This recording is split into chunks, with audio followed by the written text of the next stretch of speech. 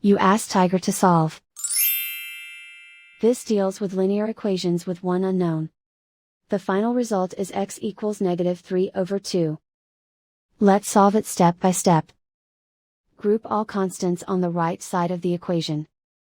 Subtract 10 from both sides. Group like terms.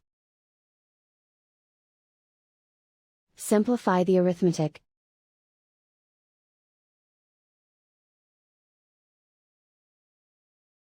Isolate the x.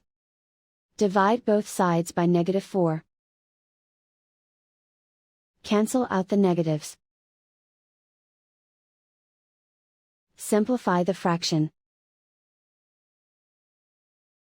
Move the negative sign from the denominator to the numerator.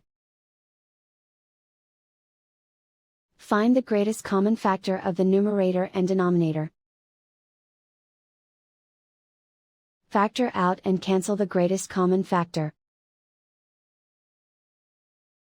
And so the final result is x equals -3/2.